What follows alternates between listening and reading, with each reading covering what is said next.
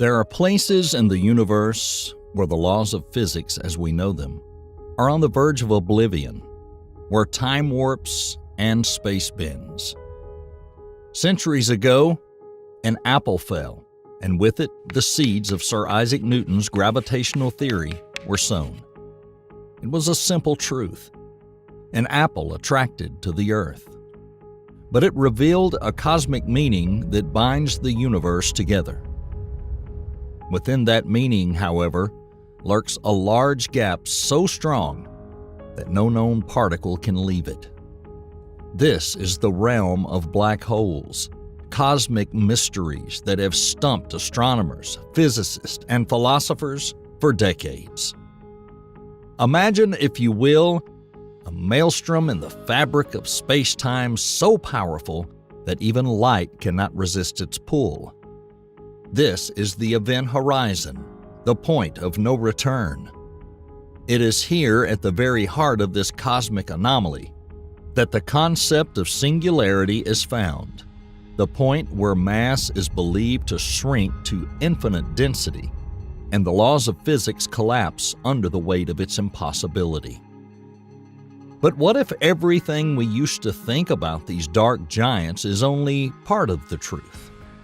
What if the singularity, that point of infinite density and zero volume, is not the inevitable end of a black hole's center? Recent research has begun to lift the veil on this mysterious phenomenon, questioning the very notion of a singularity and suggesting a reality far more complex and even more enigmatic. Join us to try to make sense of this issue together.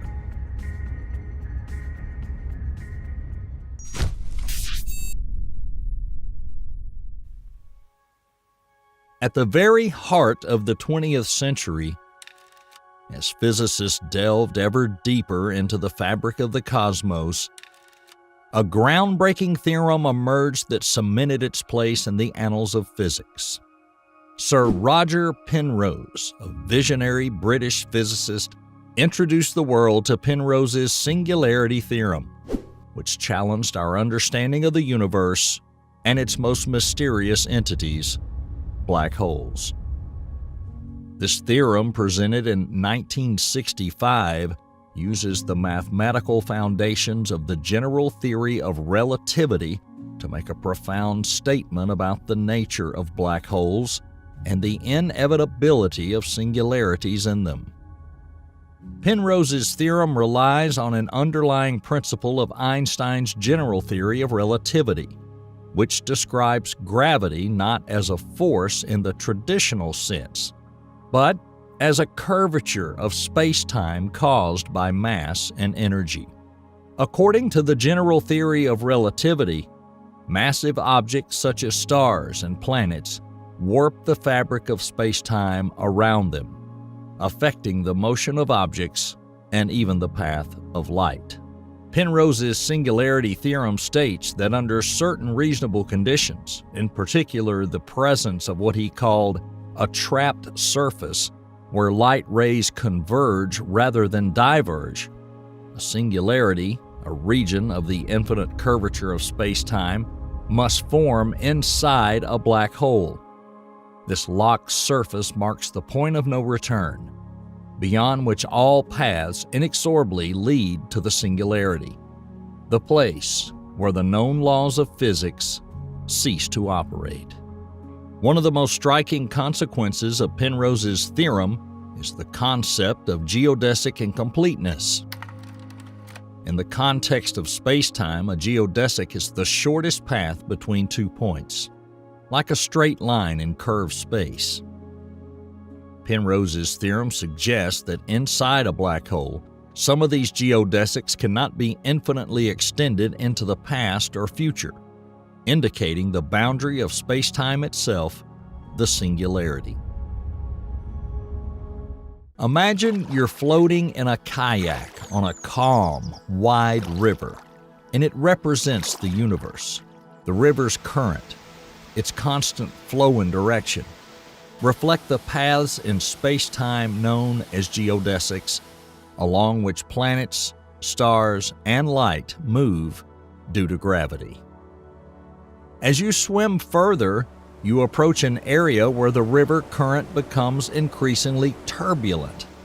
Ahead is a huge hidden waterfall shrouded in mist.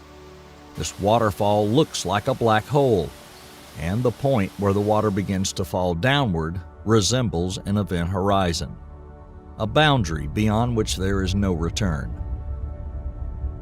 As the water approaches the falls, the currents that used to flow parallel begin to converge and accelerate toward the edge of the falls. Despite the speed of the water and the strength of the river, neither can escape the pull of the waterfall when it reaches the cliff. This convergence of the river's currents at one point, but never reaching a stable end, illustrates the concept of geodesic incompleteness near a singularity inside a black hole. Near the horizon, a photon kayak trying to swim directly against the current just stays put, no matter how much you try, but you never swim anywhere. The currents of space directed inward completely neutralize your motion. Inside the horizon, the cosmic waterfall falls faster than the speed of light, taking everything with it. The water, representing the paths of particles and light, does not simply stop or shrink. Rather, the nature of the river's space, the landscape itself, changes dramatically at the waterfall. The paths of water are forced to converge and submerge because of the structure of the waterfall, analogous to how space-time around a black hole is warped so dramatically that all paths are inexorably pulled toward a singularity. The implications of Penrose's work were profound. If singularities do exist inside black holes, then general relativity, our best theory of gravity and the large-scale structure of the universe, is fundamentally at odds with quantum mechanics, the theory governing the subatomic world. This conflict, known as the quantum gravity problem, remains one of the most significant challenges in modern physics. In 2020, the Nobel Prize in Physics was awarded to Roger Penrose for his discovery that the formation of black holes is a reliable prediction of the general theory of relativity. The award not only recognized Penrose's pioneering work, but also highlighted the critical role of singularities and the deep, unresolved tensions between the pillars of modern physics. More specifically, reconciling the colossal scale of the cosmos with the infinitesimal quantum realm. In the annals of black hole theory, one name stands out that has expanded our understanding of these cosmic mysteries: Roy Kerr. This New Zealand mathematician offered a revolutionary viewpoint that forever changed the landscape of astrophysics. Kerr's pioneering contribution was the Kerr metric, a solution to the equations of Einstein's general theory of relativity that describes the space-time surrounding a rotating black hole. Unlike the static, non-rotating black holes envisioned by Schwarzschild, Kerr's black holes were alive, with rotation, reflecting the dynamic, rotating universe we observe.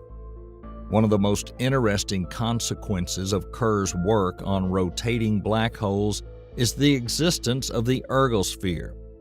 This is a region just beyond the event horizon where the rotation of the black hole warps space-time itself, pulling everything along with it. Here, the very fabric of the universe dances to the beat of the black hole's rotation, challenging our traditional notions of space and motion. In the ergosphere, the laws of physics operate in a bizarre and intriguing way. Particles in light can accelerate to enormous speeds, gaining energy from the rotation of a black hole. This phenomenon fires the imagination, suggesting the possibility, albeit theoretical, of harnessing the energy of black holes, a concept that was once relegated to the realm of science fiction. Perhaps the most revolutionary was Kerr's rethinking of the singularity itself. Gone was the point of infinite density at the center of the black hole.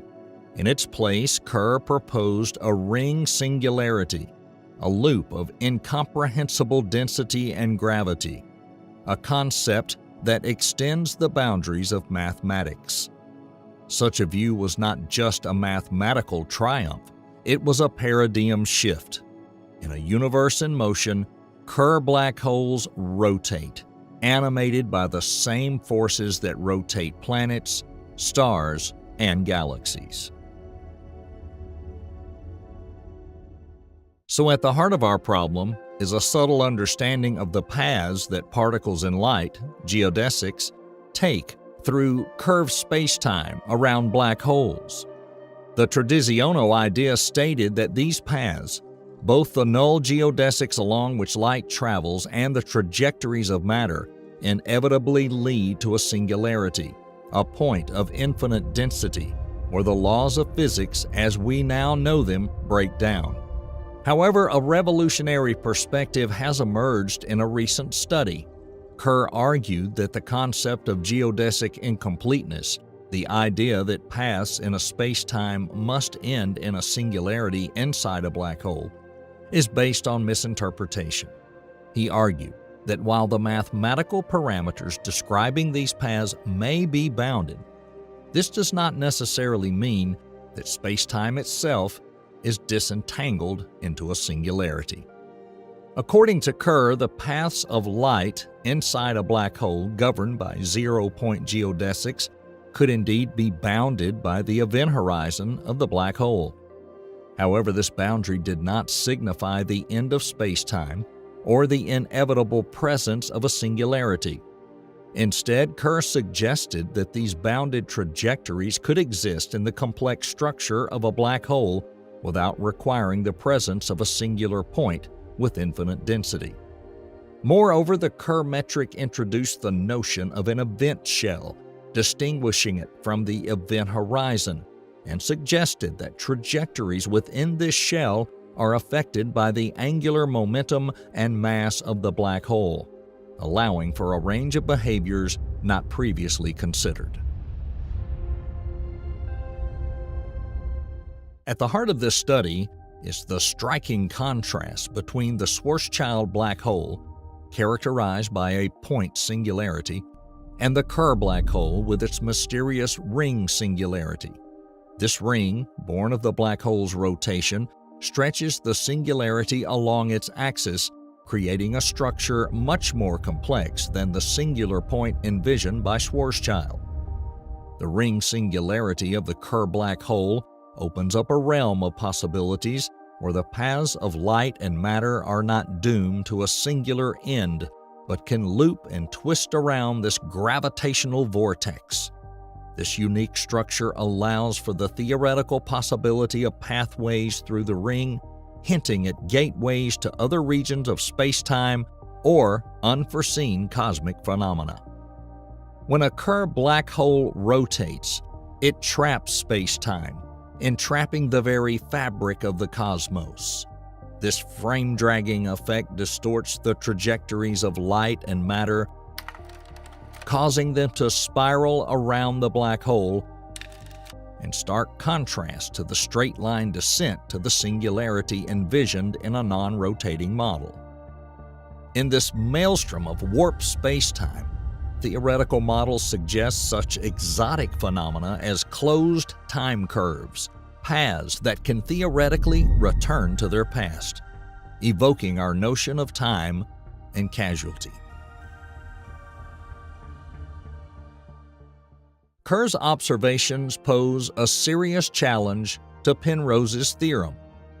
If Kerr's black holes with their singularity-avoiding principal null vectors are more than just a mathematical curiosity, if they are a true aspect of our universe, then the universality of Penrose's theorem is in question.